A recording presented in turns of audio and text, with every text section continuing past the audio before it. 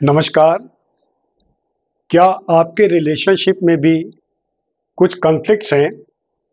मैं राम एस सुमन, न्यूमरोलॉजिस्ट, आज इसके बारे में आपको बताऊंगा। इसके क्या कारण हैं और इसके निवारण कैसे हो सकते हैं। ये एक बहुत वास्ट सब्जेक्ट है, इसलिए आज मैं इसको एक पार्ट 1 में ले रहा हूँ। बाकी की सीरीज आप पार्ट 2 में अदर पार्ट्स में देख पाएंगे। तो चलिए शुरू करते हैं। सबसे पहले ये जरूरी है कि हमारे को इसके लिए अपना लाइफ पाथ नंबर निकालना होता है, और लाइफ पाथ नंबर के अंदर 3 चीज अहम होती हैं: आपकी डेट ऑफ बर्थ, आपका मंथ और आपका ईयर। इन तीनों को ही जोड़ के हम उसका लाइफ पाथ नंबर निकालते हैं, जिसको हम डेस्टिनी नंबर भी बोलते हैं।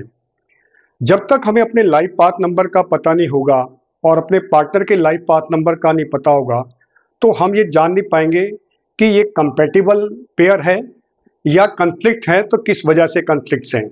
तो सबसे पहले लाइफ पाथ नंबर देंगे। How to work out life path number in numerology.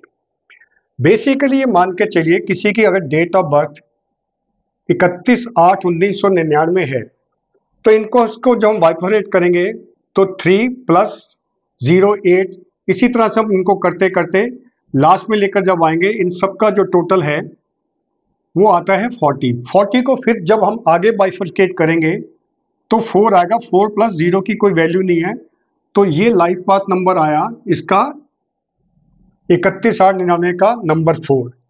इसी प्रकार से एक एग्जांपल और लेते हैं। अगर किसी का 31/8/1986 है, तो उसी तरह से हम इसको एक एक फिगर को बाइफरकेट करेंगे। करने के बाद में इसका टोटल आता है 36, तो 3 + 6 हुआ, ये 9 आया। ये 9 लाइफ पाथ नंबर निकला। यहाँ पर एक चीज और खास तौर से कह देना चाहता हूँ। इन जनरल कॉमनली जो हम लाइफ पाथ नंबर निकालते हैं वो इस प्रकार से निकालते हैं। लाइफ पाथ नंबर वैसे भी निकलेगा, पर लेकिन इसमें कुछ एक्सेप्शन है। एक्सेप्शन कैसे हैं? जिनका लाइफ पाथ नंबर में टोटल अगर हम इसका करते हैं, जैसे हमने यहाँ पे दिखाया कि 36 आ रहा है, तो इसी तरह से अगर आपका हम टोटल अगर उसमें निकालते हैं लाइफ पाथ नंबर, एक एग्जांपल लेते हैं। ये 31 अगस्त 1988 में इसको हम बाइफरकेट करते हैं तो इसका टोटल आता है 11। इसी प्रकार से एक नेक्स्ट और एग्जांपल लेते हैं, इसका टोटल आता है 22 और इसका नेक्स्ट का टोटल आता है 33। ये जो 3 फिगर्स आ रही है, जो 3 लाइफ पाथ हमारे आ रहे हैं, 11, 22 और 33, अगर आपका total date of birth, date of month और ईयर को मिला के अगर ये टोटल 11 पे आके रुकता है या 22 पे आके रुकता है या 33 पे आके रुकता है, इसको हम फर्दर प्लस में नहीं करेंगे, इनको हम इसी में लेंगे 11, 22, 33। अब क्वेश्चन ये आता है, ऐसा क्यों लेंगे?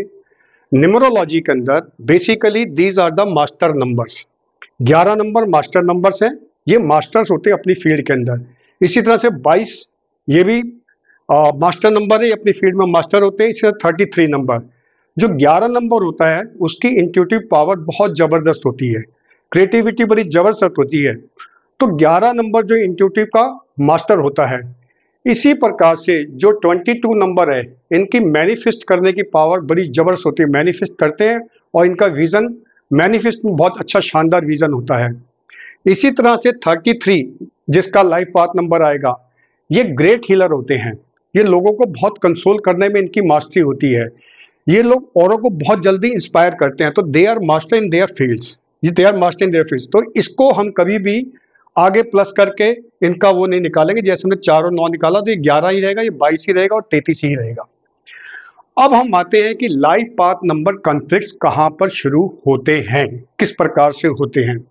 सबसे पहले लाइफ पाथ नंबर में कॉन्फ्लिक्ट्स के लिए हमारे को जरूरत पड़ेगी लाइफ पाथ नंबर की। तो लाइफ पाथ नंबर के लिए क्या है, जो मैंने आपको बताया, डेट, मंथ, ईयर, ये आपने देखा। ये जैसे हमने वर्कआउट किया हुआ यहाँ पर आप देखेंगे, इसी तरह से वर्कआउट करेंगे। अब इसके अंदर अगर किसी पेयर का, कपल का दोनों साइड में 1 नंबर या 8 नंबर आता है, 1 नंबर 8 नंबर का पेयर होता है, तो उनके अंदर डिफिकल्टी क्या होती है? बेसिकली ईगो क्लैशेस होते हैं। ईगो होती है बहुत बड़ी, और they want to control each and other, they want to control each and other. ये आप देखेंगे, ये बेसिक रीजन होता है इनका, ईगो क्लैशेस का और want to control each and other. अब इसमें क्या होता है कि एक की नेचर होती है आई एम राइट, मैं जो कह रहा हूं या जब मैं कह रही हूं वो बिल्कुल ठीक है, आपको मानना पड़ेगा। और एक वाला क्या होता है, ईगोस्ट होता है, ईगोस्ट होता है, उसकी वजह से वो अपनी बात को आगे रखता है। तो दोनों के अंदर जो सा कन्फ्लिक्ट क्रिएट होता है, और इसकी वजह से उनकी मैरिज लाइफ के अंदर, रिलेशनशिप्स के अंदर प्रॉब्लम्स होती हैं। अब इसका प्रोबेबल सॉल्यूशंस क्या हैं, प्रोबेबल सॉल्यूशंस क्या हैं, और डिटेल के लिए अगर और कुछ और ज़्यादा बात करना चाहेंगे तो आप मेरे इस नंबर के ऊपर व्हाट्सअप कर सकते हैं, मैं आपको फिर डिटेल में अपना कंसल्टेशन दूंगा। अब इसमें प्रोबेबल सॉल्यूशन क्या है, इन दोनों को अगर इनका 1 और 8, अगर 1 और 8 इनका कॉम्बिनेशन है लाइफ पाथ नंबर का, तो इनको give respect each other for their decisions, आपस में बैठ के जो भी चीज़ का फैसला करें, एक दूसरे के उस डिसीजन को रिस्पेक्ट देनी चाहिए।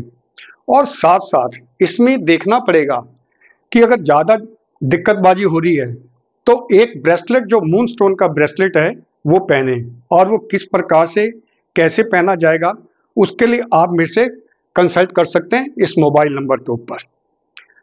नेक्स्ट कॉम्बिनेशन आता है 2 एंड 9, 2 एंड 9।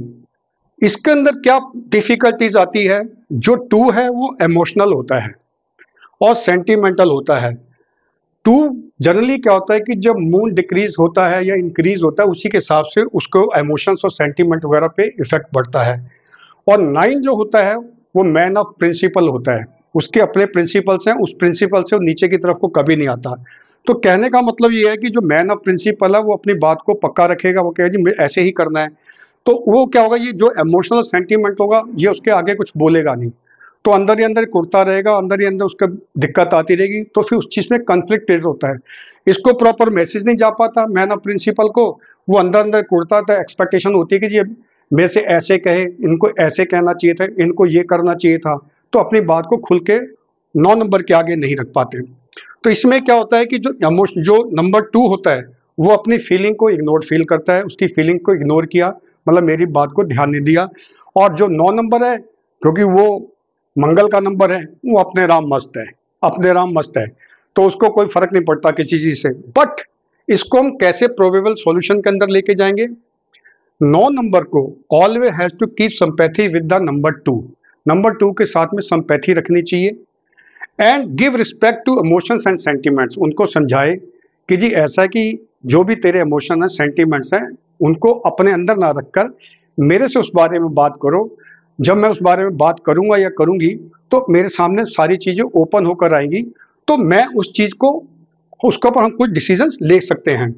और इसके साथ साथ अगर उसके बावजूद और चीज को सॉल्यूशन में और तेजी से लाना चाहते हैं, तो आप कोई भी घर के अंदर, जिसके अंदर पर्टिकुलर बेडरूम एज वेल जो आपका लिविंग रूम है, उसके अंदर वाटर फ्लोइंग एलिमेंट का कोई फाउंटेन वगैरह रखें, वो ज़्यादा बेहतर रहेगा। वो आपकी एनर्जी को जो सा अच्छा बनाएगा, कूल बनाएगा, दोनों के रिलेशंस को अच्छा बनाएगा। और बेडरूम के अंदर ब्लू लाइट का यूज़ करना शुरू करें। अब बात आती है कॉन्फ्लिक्ट से परे जाकर, कॉन्फ्लिक्ट से परे जाते हैं तो कौन से नंबर ऐसे हैं, कौन से लाइफ पाथ नंबर ऐसे हैं जो कंपैटिबल हैं रिलेशनशिप के अंदर, जिनके रिलेशंस बहुत ही अच्छे होते हैं। वो है जिसका लाइफ पाथ नंबर, वही जो मैंने आपको बताया वर्कआउट करने का तरीका जो हमने बता रखा है, इस तरह से करेंगे। उसी के अंदर ही जैसा हमने लिया है डेट मंथ ईयर, उसको क्लब करके उसके बाद में जो वर्कआउट करेंगे वो होगा, उसके बाद में ये नंबर आएंगे। तो 1 और 5 जिनका है, ये लोगों की रिलेशनशिप बहुत अच्छी होती है, क्योंकि जो 1 होता है वो एडवेंचरस होता है और जो सेकंड होता है वो डायनामिक होता है। ये नंबर 1 जो सा है डायनामिक होता है। इन दोनों का ये जो कपल बड़ा आइडियल कपल होता है, इनकी दोनों की खूब अच्छी निभती है। इसी के साथ साथ जिसका लाइफ पाथ नंबर 2 आता है और 6 आता है, तो ये सिक्योर एंड स्टेबल फैमिली है, ये हमेशा सिक्योर रहेगी, इनकी फैमिली में किसी तरह के कभी डिफरेंसेस नहीं आएंगे। तो ये इनके लिए कंपैटिबल रिलेशनशिप के नंबर जो से आपको बताए हैं। मैं अपने पार्ट 2 के अंदर और भी लाइफ पाथ नंबर जिसके अंदर कॉन्फ्लिक्ट्स आते हैं और उनके क्या क्या सॉल्यूशंस हो सकते हैं प्रोबेबल, और उसी के साथ साथ और कौन से ऐसे कंपैटिबल नंबर एंड रिलेशनशिप के अंदर, उनके बारे में मैं आपको अपने पार्ट 2 जो मेरा इसके बाद में बनेगा वो मैं उसमें आप देखिएगा।